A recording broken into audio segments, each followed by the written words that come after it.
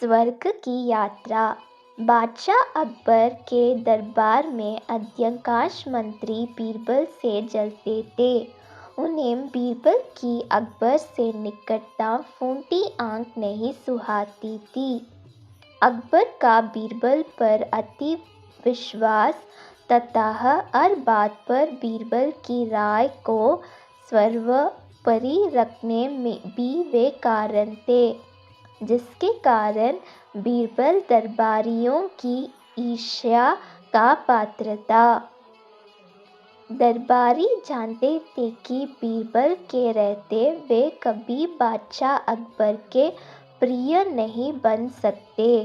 एक बार उन्होंने बीरबल को अपने रास्ते से हटाने की संजीशा की।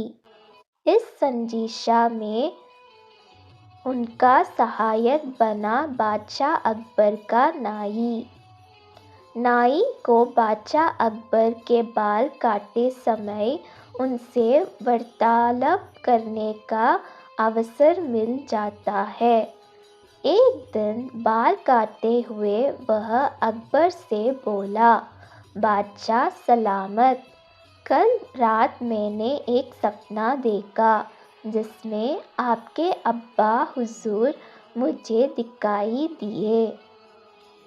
अपने पिता की बात सुनकर अकबर भावुक हो गया। वे बहुत छोटे थे जब उनके पिता की मृत्यु हुई थी।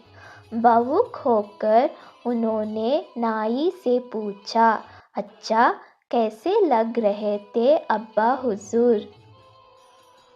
अपनी बात में अकबर को रुचि लेते देख नाई ने अपनी चाल चला दी। वो ठीक लग रहे थे हुजूर। उन्होंने मुझसे कहा कि वे स्वर्ग में हैं और बहुत आराम से है। बस एक चीज़ की कमी होनी गलती है। वह क्या? अकबर की उत्सुकता बढ़ने लगी। हुजूर, वह उनका मनोरंजन करने वाला कोई नहीं है, इसलिए वे खुश नहीं रहते। स्वर्ग से जब भी वे बीरबल को आपका लतीफ़े सुनाते हुए देखते हैं तो सोचते हैं कि काश बीरबल उनके पास होता।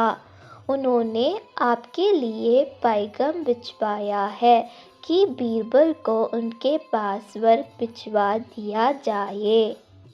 बीरबल अकबर को अति प्रिय थे, लेकिन अपने पिता की इच्छा पूरी करने के लिए उन्होंने निर्णय लिया कि वे बीरबल को अपने पिता के पास स्वर्ग भेज देंगे। अगले दिन उन्होंने बीरबल को अपना फरमान सुना दिया। बीरबल अकबर का फरमान सुनकर हैरान रह गया। पूछने पर अकबर ने नाई के सपने की बात बीरबल को बता दी। बीरबल को समझते तनिक भी देर ना लगी कि ये दरबारियों की उसके खिलाफ संजिश है और इस संजिश में नाई भी उनके साथ है, लेकिन अकबर के आदेश की अवहेलना करने का साहस उसमें नहीं था। वह स्वर्ग जाने को तैयार हो गया, लेकिन उसके पहले अपने परिवार के साथ समय व्यतीत करने के लिए उसने कुछ दिनों का समय मांग लिया।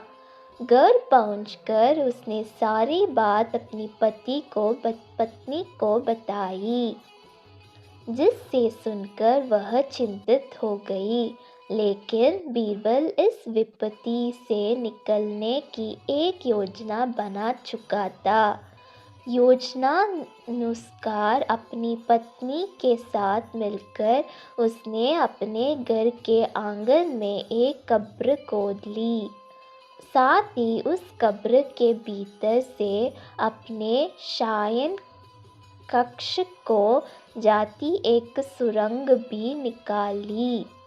कुछ दिनों तक घर पर रहने के बाद बीरबल अकबर से मिला और बोला, जहाँपनाह, अब मैं आपके पिता के पास स्वर्ग जाने को तैयार हूँ, किंतु आपसे मेरा निवेदन है कि मेरे परिवार की परंपरा अनुसार मुझे मेरे घर के आंगन में ही जिंदा दबाइए।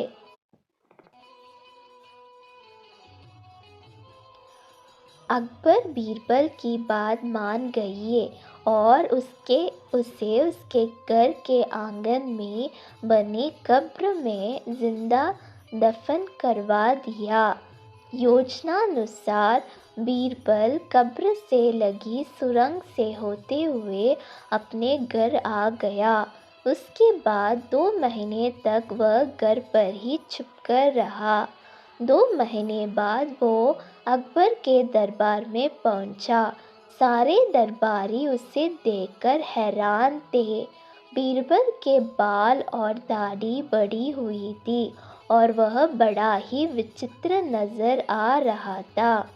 उसे इस अवस्था में अपने सामने देख अकबर ने पूछा, बीरबल, तुम वापस आ गए? हमें बताओ, हमारे अब्बा हुजूर कैसे हैं और तुमने अपनी ये कैसी हालत बना ली है? सब ठीक तो है?